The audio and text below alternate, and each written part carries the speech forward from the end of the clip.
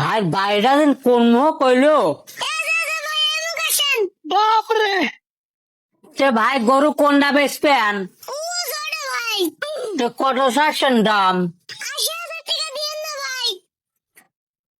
আরে 80,000 টাকা বেশি হয়ে যায়, একটু কুমা টুমা দাম চাও। গরু ভাই সেরকম মোটা তাজা লয়, একটু হ্যাংলা পাতা তো 40,000 টাকা দিয়ে পারবো না ভাই।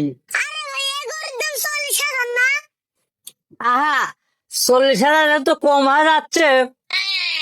তুমি 50,000 টাকা লিও না ভাই। আচ্ছা ভাই, তুমি যেহেতু কইছো তোমারও থাক আমারও থাক, 60,000 টাকা লেও।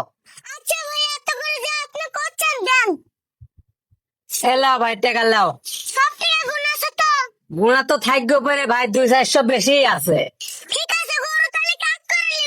আমার একটা লোক আসবি, ওই আসলো মনে হয়। হে ভাই, এদিকে এদিকে আসতেছি ভাই, আসতেছি। এই দাও ভাই, এই গরুটা বেচবো। এই গরু হয় ভাই, হয় এই গরু। তো দাম কত নিবে? 1,30,000 হলে দিয়ে দেবো। 1,30,000 টাকা বেশি হয়ে যায় ভাই, তুমি 90,000 টাকা লাও।